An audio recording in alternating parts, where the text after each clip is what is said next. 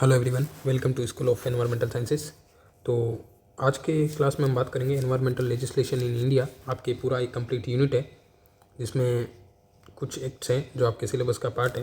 काफ़ी important topic रहेगा आपके लिए और इसमें आई गेस 2-3 क्वेश्चन पूछ सकता है लगभग, मैं भी ज़्यादा भी पूछ लें। तो ये काफ़ी इंपॉर्टेंट है पोर्शन। ऐसे करके हम धीरे धीरे हर यूनिट को ख़त्म कर देंगे, ठीक है। तो आज के वीडियो में हम बात करेंगे एनवायरमेंटल लेजिस्लेशन इन इंडिया। क्या क्या एक्ट्स हैं जो पावर प्रोवाइड करते हैं, ठीक है, एनवायरमेंट से रिलेटेड जो भी मामले हैं उनको डील करने का, चाहे वो एयर के थ्रू एयर पोल्यूशन का मामला हो या वाटर पोल्यूशन का हो, और भी जैसे हमारा EPA है। अब जैसे इसमें आपके सिलेबस में जो बायोडाइवर्सिटी से रिलेटेड एक्ट और वाइल्ड लाइफ से रिलेटेड एक्ट है उनका मेंशन नहीं कर रखा है। ज़्यादातर जो आपके सिलेबस का जो पार्ट है वो कौन कौन सा है, देखिए। सबसे पहले आता है आपका environmental protection act, environmental protection act EPA ना 1986। फिर सेकंड वन इज आपका एयर एक्ट। फिर आपका जो वाटर एक्ट है वो, ये 3 एक्ट आपके हिंदी। और वाटर एक्ट में मैंने आपके जो वाटर सेज एक्ट है उसको भी इंक्लूड कर लिया, क्या पता उससे भी अगर क्वेश्चन पूछ ले तो चलिए शुरू करते हैं। अब सबसे पहले हम बात करें तो मेनली जो की कॉन्स्टिट्यूशन प्रोविजंस है हमारे कॉन्स्टिट्यूशन में, क्या क्या एनवायरनमेंट से रिलेटेड, तो याद रखना आप ये, क्योंकि इसमें बहुत सारी चीज़ें जो एज इट इज़ आपके PYQs में पूछ रखी है। तो ऐसे मत बोलना कि PYQ नहीं कराया। इसी नोट्स में मैंने इनको ऐसे डिज़ाइन किया है कि इसमें आपका PYQ प्लस में आपका जो भी इंपॉर्टेंट कंटेंट है इन एक्ट्स के थ्रू इन फ्यूचर क्या क्या क्वेश्चन बन सकते हैं उन सबको मैंने यहाँ पर डील किया है, ठीक है। तो आर्टिकल 48A आपका DPSP है, ठीक है, directive principles of state policy, ठीक है। इसमें क्या करता है कि state shall protect, improve environment and safeguard forest and wildlife. ये स्टेट की जिम्मेदारी होती है कि वो एनवायरनमेंट को प्रोटेक्ट करे, अपने फॉरेस्ट और वाइल्ड लाइफ को। फिर हम बात करें तो सेकेंड वन इज आपका आर्टिकल 51A का क्लोज Z, ठीक है, जो कि डील करता है फंडामेंटल ड्यूटी से, ठीक है। हर सिटीजन की ड्यूटी होनी चाहिए प्रोटेक्ट करने की एनवायरनमेंट को। फिर राइट टू लाइफ है आर्टिकल 21, तो उसमें हमको राइट है कि हम क्लीन एयर, वाटर और हेल्दी एनवायरनमेंट का कंजम्पशन कर सकें, ये हमारा राइट है। अब दिल्ली में जो एयर पोल्यूशन का इशू बढ़ रहा है वो इसीलिए इतना बड़ा मुद्दा बन गया क्योंकि it's related to right to life, article 21 directly. फिर अब जो 42 कॉन्स्टिट्यूशनल अमेंडमेंट हुआ था 1976 में, उसके थ्रू आपका जो ये प्रोविजंस है कौन कौन से, आपका एक DPSP और फंडामेंटल ड्यूटी, ये दोनों ऐड किए गए थे। अब एग्जाम से रिलेटेड एक और मस्त फैक्ट है कि environmental protection is both state का रिस्पॉन्सिबिलिटी भी है और सिटीजन का ड्यूटी भी है, ठीक है। इसीलिए स्टेट का रिस्पॉन्सिबिलिटी कैसे in the form of DPSP और सिटीजन का है आपका फंडामेंटल ड्यूटी के रूप में। ये घुमा के ये अगर बहुत ही ज़्यादा डीप में जाए तो ये क्वेश्चन पूछ सकता है ऐसे, ठीक है। चलिए हम शुरू करते हैं। सबसे पहले हम बात करते हैं तो एनवायरमेंटल प्रोटेक्शन एक्ट के बारे में। देखिए ये एक्ट है, अब इसका बैकग्राउंड क्या था। सबसे पहले तो आपका भोपाल गैस ट्रेजिडी का जो इंसिडेंट हुआ था 1984 में, जिसमें लीक हो गया था आपका मिथाइल आइसोसाइनेट। याद रखना ये भी आपका PYQ में क्वेश्चन पूछ रखा है। क्या है मिथाइल आइसोसाइनेट, मिथाइल आइसोसाइनेट कह सकते हो आप, जैसे मिथाइल आइसोसाइनेट गैस थी, ठीक है। उसका लीकेज होने के कारण काफ़ी लोगों की जान गई थी, तो उसके बाद में गवर्नमेंट थोड़ा एक्शन में आई थी, तो फिर उन्होंने EPA को हलाया। ये एक तरह का अम्ब्रेला लेजिस्लेशन है जो कि एयर, वाटर और सॉइल इस सबको कवर करता है। फिर हम बात करें तो ये केम इनटू फोर्स 19 नवंबर 1986। ये डेट याद रखना, डेट भी सीधा एग्जाम में पूछ सकता है। और इस एक्ट के अंदर आपके 26 तो है सेक्शन और 4 है चैप्टर। कितने कैसे लिखे हुए आप इसको ऐसे याद रखना। EPA के अंदर आपका सेक्शंस कितने, सेक्शन आपके 26 और चैप्टर है आपके 4 चैप्टर्स 26। अब इसमें कुछ मैं और बातें बताऊं जो कि आपके प्रीवियस ईयर में पूछ रखी है और भी बाकी एग्जाम्स में। सुनिए, जो आपका EPA है इसको अम्ब्रेला लेजिस्लेशन तो कहते ही हैं। क्यों कहते हैं? क्योंकि इसका जो एरिया है वाइड है काफ़ी, जो लेजिस्लेटिव कवरेज है वो काफ़ी वाइड है, ठीक है, due to due to wide legislative coverage. इसके कारण इसको अम्ब्रेला लेजिस्लेशन कहते हैं। अब इसका और जैसे इसके 26 सेक्शन है, इसमें एक इम्पोर्टेंट सेक्शन है आपका सेक्शन 16, ठीक है। सेक्शन 16 ये आपका डील करता है ऑफेंसेस बाय कंपनीज, ठीक है। जो भी कंपनीज है वो अगर नियमों का पालन नहीं कर रही है तो उन पर कैसे एक्शन लिया जाएगा, वो इस सेक्शन 16 के अंदर मेंशन किया गया है। क्या है कि deal with offences by companies, याद रखना आप, काफ़ी इंपॉर्टेंट है। फिर हम बात करें तो जो एनवायरमेंटल प्रोटेक्शन एक्ट था उसका जो कॉन्स्टिट्यूशनल बैकग्राउंड है वो मेनली आया था आपका आर्टिकल 253 से, ठीक है। आर्टिकल 253 क्या कहता है कि जो आपके इंटरनेशनल एग्रीमेंट्स हैं उनको किसी कंट्री में इम्प्लीमेंट करने के लिए जो आर्टिकल है वो डील करता है मेनली आर्टिकल 253, ठीक है। कि इंडियन कॉन्स्टिट्यूशन जो कि प्रोवाइड करता है enactment of legislation for the giving effect of international agreements related to our environmental awareness, या फिर कह सकते हो आप सस्टेनेबल डेवलपमेंट गोल्स है। ये सारे जो एनवायरमेंट से रिलेटेड जो भी कन्वेंशंस है या एग्रीमेंट्स है उनको हमारे कंट्री में इम्प्लीमेंट करने के लिए जो भी एक्ट्स लाए जा रहे हैं वो आर्टिकल 253 कॉन्स्टिट्यूशन का, ठीक है, उसके अंदर ही ये सब डील किया जाता है। फिर हम आगे बात करें तो इसके क्या क्या ऑब्जेक्टिव थे। बहुत सिंपल है कि protection and improvement of the environment और prevention and control amendment of the pollution को कम करना, ठीक है। और स्टॉकहोम कन्वेंशन हुआ था 1972, उसके बाद में एक्शन में आया था। अब इस एक्ट की स्ट्रक्चर बात करें तो इसमें 4 चैप्टर है, जैसा कि दिख रहा होगा आपको। 4 चैप्टर है तो इसमें चैप्टर 1, 2, 3, 4 इनमें क्या क्या बातें दी गई है। इसमें प्रिलिमिनरी जैसे डेफिनेशंस हुआ, जनरल टर्म्स है EPA में, तो वो आपके चैप्टर 1 में मेंशन की गई है। और पावर ऑफ सेंट्रल गवर्नमेंट को क्या क्या पावर दी गई है आपके discuss in the chapter 2। In chapter 3 prevention control and amendment of the pollution, ठीक है, प्रिवेंशन कंट्रोल एंड अमेंडमेंट। फिर चैप्टर 4 आपका मिसलेनियस थिंग्स कवर की गई है इसमें, ठीक है। ये रहा आपका एक्ट का स्ट्रक्चर। फिर पावर ऑफ सेंट्रल गवर्नमेंट क्या क्या है इसमें ना, तो एनवायरनमेंट से रिलेटेड जो क्वालिटी स्टैंडर्ड होते हैं वो आपके सेंट्रल गवर्नमेंट हैंडल करती है इस एक्ट के थ्रू। रेगुलेट करती है इंडस्ट्रियल लोकेशन, रिस्ट्रिक्ट करती है एरिया फॉर इंडस्ट्रीज, ठीक है। और जो आपका सेक्शन 5 है इस एक्ट का वो आपका इशू करता है डायरेक्शन, ठीक है, include closure stoppage of the electricity और वाटर, ये सारी चीज़ें इसमें डील की जाती है। फिर कोऑर्डिनेट करता है विद द स्टेट गवर्नमेंट, वो सेंट्रल गवर्नमेंट की जिम्मेदारी है। इस्टेब्लिश करते हैं एनवायरमेंटल लेबोरेटरीज, ठीक है, ऑल अक्रॉस इंडिया। जो भी एनवायरमेंट से रिलेटेड लेबोरेटरीज है वो आपको पूछ लेगा कि किस एक्ट के थ्रू इस्टेब्लिश की गई है, तो वो EPA है, ठीक है, एनवायरमेंटल प्रोटेक्शन एक्ट 1986। फिर सेक्शन 5 स्ट्रॉन्ग प्रोविज़न है, ठीक है, याद रखना आप, सेक्शन 5 इसका काफ़ी इंपॉर्टेंट है। अब पेनल्टीज़ क्या क्या है रिलेटेड टू EPA, तो इसमें आपके जेल हो सकती है 5 साल तक की, ठीक है, याद रखना। और फाइन और लग सकता है आपके ऊपर 1 लाख तक का। और कंटिन्यूइंग अगर आप ऑफेंस करते रहे तो आपको 5,000 रुपये पर डे फाइन देना पड़ सकता है। और आफ्टर 1 ईयर इम्प्रिजमेंट आपका बढ़ सकता है 7 साल तक, अगर आपने ऐसे कंटिन्यूसली जो एनवायरमेंटल नॉर्म्स हैं उनका आपने ऑफेंसेस या फिर उनको डिसरेस्पेक्ट किया, या फिर आप बारी बारी नियम तोड़ रहे हो अगर कोई इंडस्ट्रीज़ है, तो उसमें आपका जो इम्प्रिजमेंट का जो टाइम है वो बढ़ भी सकता है। फिर ड्रॉबैक क्या है, इस एक्ट के कुछ खामियां भी हैं कि एक्सेसिव सेंट्रलाइजेशन, इसमें सेंट्रल गवर्नमेंट को बहुत ज़्यादा पावर दी गई है, जबकि स्टेट लेवल पर या फिर हम कह सकते हो जो अर्बन लेवल पर जो म्यूनसिपैलिटीज़ हैं इनको इतना पावर नहीं दिया गया, ठीक है। तो इसमें एक्सेसिव सेंट्रलाइजेशन है। फिर लिमिटेड पब्लिक पार्टिसिपेशन, ये तो बहुत ही ज़्यादा इम्पोर्टेंट मुद्दा है, ठीक है। जैसे हम बात करते हैं सिविक सेंस की, तो एनवायरनमेंट और सिविक सेंस एक दूसरे के काफ़ी क्लोजली रिलेटेड, ठीक है। मेनली अब सिविक सेंस आता है आपका पब्लिक की पार्टिसिपेशन से या अवेयरनेस, लोग कितने जागरूक हैं किसी भी एनवायरनमेंट से रिलेटेड प्रॉब्लम को एड्रेस करने के लिए या डील करने के लिए, ये भी इसका एक ड्रॉबैक है। और weak implementation of any policy या फिर कोई प्रोग्राम, उसका ग्राउंड लेवल पर इम्प्लीमेंटेशन इतना अच्छे से नहीं हो पाता, जिसके कारण ये चीज़ें जो आपको अभी देखने को मिल रही है वैसे ही आगे चलती रहेंगी, ठीक है। तो ये बातें थी EPA से रिलेटेड। अब नेक्स्ट हम बात करते हैं water act, water prevention and the control of the pollution act 1974।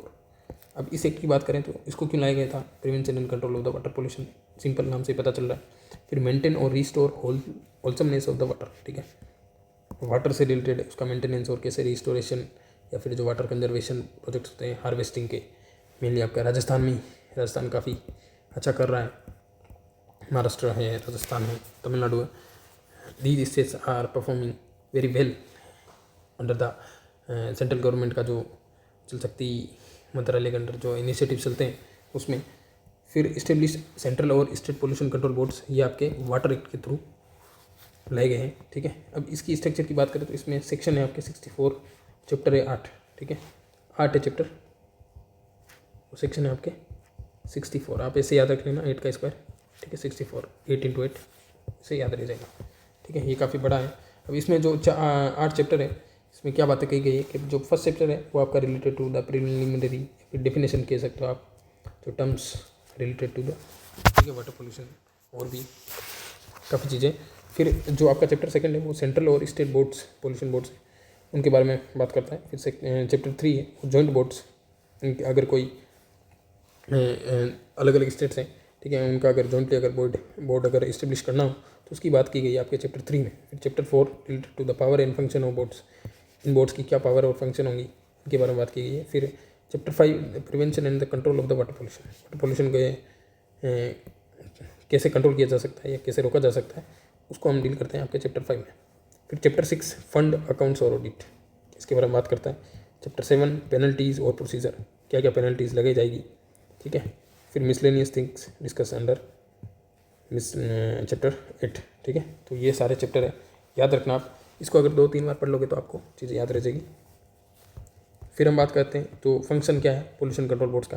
तो सबसे पहला था आपका CPCB, देन फिर आपका SPCB। अब इस वाटर एक्ट से रिलेटेड आपके प्रीवियस ईयर में क्वेश्चन आ रखे हैं, काफ़ी एग्जाम में पूछ रखा है, तो मैं कुछ बातें बताता हूँ आपको, ठीक है। देखिए सुनते जाइए। CPCB है, CPCB नाम से पता चला central pollution control board advice करता है सेंट्रल गवर्नमेंट, ठीक है, कोऑर्डिनेट करता है SPCBs को, जो स्टेट पोल्यूशन कंट्रोल बोर्ड्स होते हैं सबको एक सेंट्रल लेवल पर आपका CPCB कंट्रोल करता है, ले डाउन स्टेट, ठीक है। जो एनवायरनमेंट से रिलेटेड जो भी स्टैंडर्ड्स हैं वाटर से रिलेटेड या एयर से रिलेटेड वो सारे CPCB ही आपका फाइनलाइज करता है। और जबकि हम बात करें तो SPCB ये consent to establish and operate, ठीक है, ये इसका कंसेप्ट है, ठीक है, consent to establish and operate, ठीक है, आपको कंसेंट लेना पड़ेगा। अगर कोई भी आप इंडस्ट्री सेटअप कर रहे हो, ठीक है, तो आपको कंसेंट लेना पड़ेगा स्टेट पोल्यूशन कंट्रोल बोर्ड से, देन फिर आप ऑपरेट कर सकते हो उसको। और इंस्पेक्ट करते हैं इंडस्ट्रीज यूनिट को SPCBs के मेंबर, फिर मॉनिटर करते हैं इफ्लुएंट डिस्चार्ज किस लेवल तक का हो रहा है, उस इन्फ्लुएंट में आपके जो पोल्यूशन के स्टैंडर्ड्स हैं वो एक्सीड कर रहे हैं या फिर अंडर कंट्रोल है, ठीक है। प्रोसिक्यूट करते हैं वो डिफॉल्टर्स को, अगर कोई गलती कर रहा है बारी बारी तो उसको सज़ा दिलाना, उसको जस्टिस दिलाना, वो ये काम है आपका SPCB का, ठीक है। ये सारे केस हैंडल करता है आपका SPCB। अब हम बात करें तो जो SPCB है मेनली, ठीक है, इसका मेंशन किया गया है आपका, पेन का कलर चेंज कर देता हूँ, ठीक है। जो SPCB है स्टेट पोल्यूशन कंट्रोल बोर्ड, ये आपका जो सेक्शन 4 है, सेक्शन 4, ठीक है, सेक्शन 4 है उसके अंदर मेंशन किया गया है सेक्शन 4 ऑफ वाटर एक्ट, ठीक है, वाटर एक्ट 1974, इसके बारे में बात की गई है SPCB की, ठीक है, सेक्शन 4 में, याद रखना आप एज इट इज़। फिर हम आगे बात करें तो जो सेक्शन 80 है, 18, ठीक है, सेक्शन 18 ये पावर देता है आपके डायरेक्शन देने की, ठीक है, गिव्स डायरेक्शन, ठीक है, बाय SPCBs को डायरेक्शन देने की पावर देता है, ठीक है, कैसे ग्राउंड पर कैसे डायरेक्शन इश्यूज़ कर सकते हैं इसके बारे में। फिर हम बात करें तो जो आपका सेक्शन 16 है, सेक्शन 16 ये, क्योंकि ये इंपॉर्टेंट सेक्शन इसलिए है क्योंकि ये काफ़ी पूछ सकते हैं आपके एग्ज़ाम में, मेरे को लगता है ऐसा, ठीक है। और बाकी एग्जाम्स में आ रखे हैं पहले भी, RSPCB वाले में नहीं है, बट और अदर एनवायरनमेंट से रिलेटेड जो भी एग्जाम है उन्हें पूछ रखा है UGC नेट टाइप में। अब सेक्शन 16 है वो आपका फंक्शन ऑफ सेंट्रल बोर्ड के बारे में डिस्कस करता है, फंक्शन ऑफ सेंट्रल बोर्ड, ठीक है, central board for providing, for promoting, ठीक है, प्रमोटिंग वाटर क्वालिटी, ठीक है। वाटर की क्वालिटी कैसे इम्प्रूव हो, ठीक है, उसके बारे में आपका जो सेंट्रल बोर्ड है या हम बात करते हैं CPCB की, ठीक है, वो क्या क्या कार्य करता है, ये सारे आपके सेक्शन 16 में मेंशन किए गए। फिर एक और सेक्शन है 33A, तो इसके बारे में क्या है कि ये जो CPCB है उसको डायरेक्शन इशू करने की पावर है ना, वो आपका सेक्शन 33A देता है, ठीक है। तो ये बातें रही आपके पोल्यूशन कंट्रोल बोर्ड्स की। अब सेंट्रल पोल्यूशन कंट्रोल बोर्ड है, जैसा कि इसका जो इस्टेब्लिशमेंट था मैंने आपको पहले भी बताया था, ये आपका वाटर के थ्रू ही हुआ था 1974। और जो इसकी पावर है, ठीक है, पावर और फंक्शंस ये आपके आते हैं एयर एक्ट के थ्रू, ठीक है, एयर एक्ट 1980 में। तो ये बातें थी आपके CPCB से रिलेटेड। अब आगे चलते हैं, तो कंसेंट मैकेनिज्म कैसे काम करता है इसमें। ये बहुत इंपॉर्टेंट है, इसको स्टार लगा के लिख देना। आपको सीधा डायरेक्ट पूछेगा CTE क्या है और CTO क्या है, ठीक है, ये किससे रिलेटेड है, कौन से एक्ट से रिलेटेड है, ये आपका वाटर एक्ट से रिलेटेड है। कंसेंट टू इस्टेब्लिश, ठीक है, और कंसेंट टू ऑपरेट, ठीक है, ये दो चीज़ें हैं, ये कंसेप्ट इसमें लाए गए हैं, कंसेंट मैकेनिज्म, ठीक है। डिस्चार्ज विदाउट कंसेंट ये एक तरह से ऑफेंस में गिना जाएगा, ध्यान रखना आप, ठीक है। अगर कोई इफ्लुएंट डिस्चार्ज भी कर रहा है बिना कंसेंट लिए पोल्यूशन बोर्ड का, तो वो एज ए ऑफेंस काउंट किया जाएगा और उस पर उसी हिसाब से कानूनी कार्रवाई हो सकती है। फिर हम बात करते हैं पावर की, तो वाटर एक्ट क्या क्या पावर लाता है। रिस्ट्रिक्ट करता है डिस्चार्ज ऑफ पोल्यूटेंट्स, ठीक है, कोई भी वाटर बॉडी में। फिर सैम्पलिंग और इंस्पेक्शन, ये भी आपका, अगर कोई वाटर बॉडी में कोई इंस्पेक्ट करना चाहता है या फिर सैम्पलिंग करना चाहता है तो उसको पहले परमिशन लेना पड़ेगा स्टेट पोल्यूशन कंट्रोल बोर्ड का, ठीक है। फिर closure of the defaulting industries, ठीक है, जो डिफॉल्ट हो रखी है इंडस्ट्रीज, ठीक है, उनको बंद करना, ठीक है। ये आपका 1988 में इसमें अमेंडमेंट हुआ था, उसके थ्रू इसको ऐड किया गया था, इस वाले प्रोविज़न को, याद रखना ये चीज़। अब हम आगे बात करें तो एक और एक्ट आता है आपका वाटर से रिलेटेड है, वाटर सेज एक्ट, ठीक है, water prevention and control of pollution cess act, water cess act 1977। अब इसका पर्पज़ था कि levy tax on water consumption, ठीक है। सेज एक्ट क्या होता है, सेज एक्ट आपका कॉन्स्टिट्यूशन में मेंशन है आर्टिकल 270 में, ठीक है, कॉन्स्टिट्यूशन में, इंडियन कॉन्स्टिट्यूशन में सेज एक्ट की बात की गई है आर्टिकल 270 में। सेज एक्ट एक तरह का स्पेशल टाइप टैक्स होता है, ठीक है, स्पेशल पर्पस के लिए इसको वसूला जाता है, ठीक है। अगर नॉर्मल टैक्स अगर कोई गवर्नमेंट ले रही है, जैसे GST ले रही है, तो GST के ऊपर भी अगर आपने देखा होगा कई प्रोडक्ट्स होते हैं उन पर एडिशनल टैक्स, ठीक है, एडिशनल टैक्स कलेक्ट किया जाता है, वो सेज टैक्स होता है स्पेशल पर्पस के लिए। वो एजुकेशन हो सकता है या हेल्थ हो सकता है, कुछ भी हो सकता है, और भी पर्पस हो सकते हैं। तो वाटर सेज एक्ट लाया था। अब ये आपका डील करता है अंडर द कॉन्स्टिट्यूशन का आर्टिकल 270।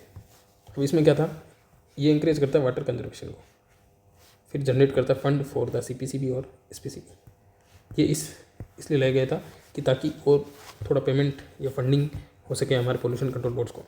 अब इसके की पॉइंट है कि जो इंडस्ट्रीज़ है वो पे करेगी आपके सेज टैक्स, ठीक है, और अगर कोई इंडस्ट्रीज है रेगुलर पे कर रही है सेज टैक्स को, ठीक है, तो उसको रिबेट मिल सकता है, छूट मिल सकती है 70% तक फॉर इन्फ्लुएंट ट्रीटमेंट, ठीक है, इन्फ्लुएंट के ट्रीटमेंट को करवाने के लिए उसको छूट मिल सकती है। फिर इंकरेज करता है कैपिटल इन्वेस्टमेंट को इसके थ्रू, क्योंकि गवर्नमेंट को फंडिंग आ रही है, टैक्स दे रहा है अगर इंडस्ट्रीज़ वाला, तो उसमें क्या दिक्कत है। फिर पोल्यूटर पे प्रिंसिपल, इस पर ये काम करता है। अगर वो पोल्यूटर खुद है, वो पोल्यूट कर रहा है इंडस्ट्री के जो भी मालिक होते हैं, ठीक है, और वो इंडस्ट्री ढंग से काम नहीं कर रही तो उनको फाइन भरना पड़ेगा, सिंपल सी बात है। तो ये चीज़ें इसमें डील की जाती है। अब मैं कुछ आपको एक और मस्त पॉइंट बताता हूँ, ठीक है, मेरे को लगता है ये आपके इन फ्यूचर पूछ सकता है। तो इसमें क्या है कि water prevention control says act है 1977 में आया था, ठीक है, इसको रिपील कर लिया गया था। कब, आपका under the taxation laws amendment act 2017, ठीक है, इसको वापस ले लिया गया था, अभी ये एग्जिस्ट नहीं करता, ठीक है। सेज एक्ट है जो आपका वाटर सेज एक्ट, वो अभी इन प्रेजेंट एग्जिस्ट नहीं करता, इसको हटा दिया गया है under the taxation laws amendment act 2017, ठीक है, 2017 में।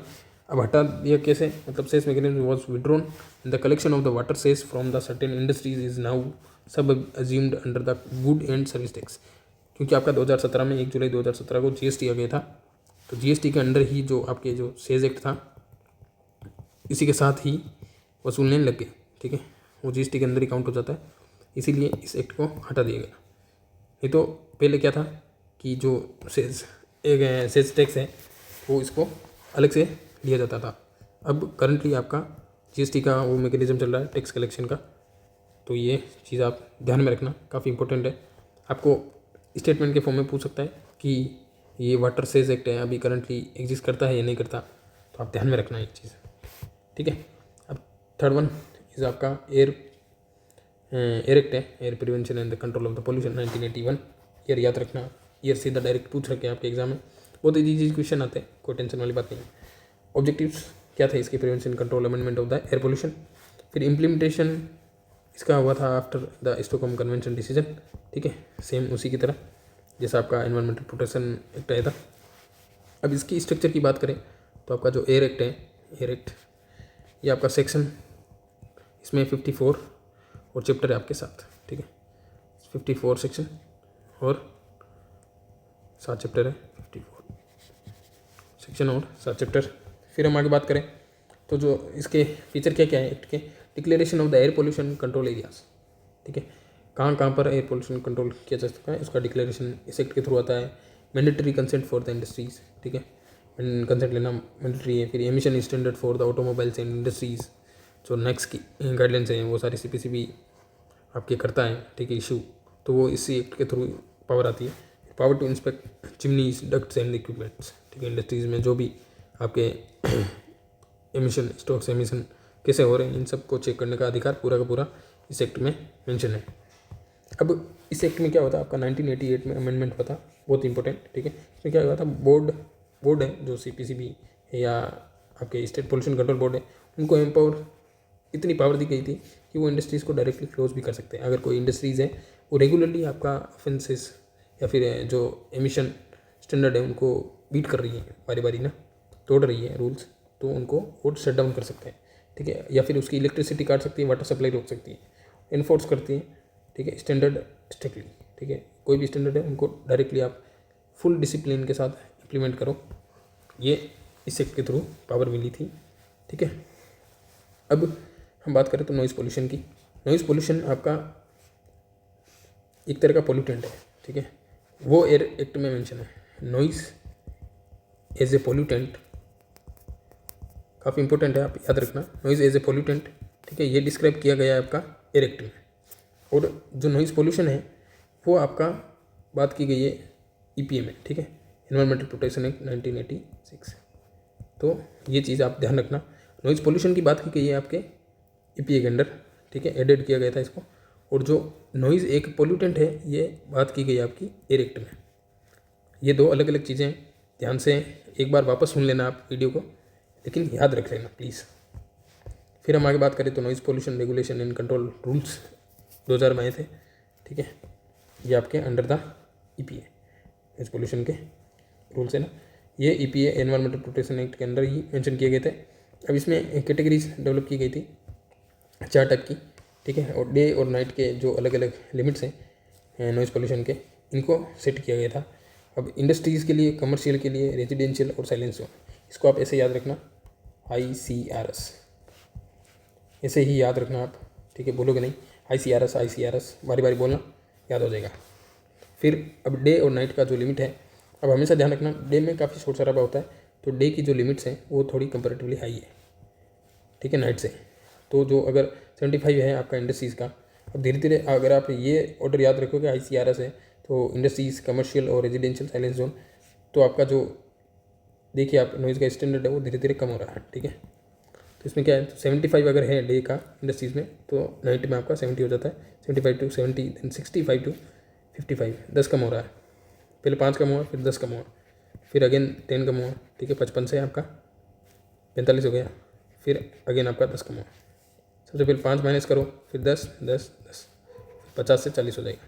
ये इस तरह से आप याद रख लेना स्टैंडर्ड, इनसे आपका क्वेश्चन आ रखा है, ठीक है, सिंपल बता रहा हूँ, इसका और कोई ऑप्शन नहीं, रट लो भले कुछ भी कर लो, लेकिन आपको याद होना चाहिए, सिंपल एज, ठीक है।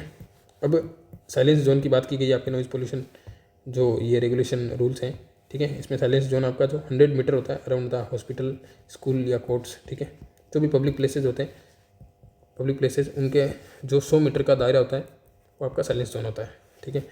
उस साइलेंस जोन में जो नॉइज़ का डेसिबल का लेवल है वो इससे एक्सीड नहीं करना चाहिए, ये स्टैंडर्ड है। ठीक है, अब नहीं करना चाहिए वो बात की बात है, लेकिन स्टैंडर्ड यही है, आपको भी पता है कैसे ये फॉलो होते हैं। ठीक है, तो ये सारी बातें थी एनवायरमेंटल लेजिस्लेशन से रिलेटेड, काफ़ी कुछ चीज़ें हैं और सारी इंपॉर्टेंट है। ठीक है, आपको हर चीज़ याद होनी चाहिए। मैंने कोशिश की ये नोट्स बिल्कुल एकदम जितना सिंपल हो उतना मैंने रखा है। ठीक है, टू द पॉइंट चीज़ें बताइए आपको, और इससे बाहर नहीं जाएगा। ठीक है, ये दावा है मेरा। अब आप ये मैं PDF भेज दूंगा इसकी नोट्स की आपके इस टेलीग्राम चैनल पर, स्कूल ऑफ एनवायरमेंटल साइंसेस। ये रहा इसका लिंक, आप ज्वाइन कर लेना।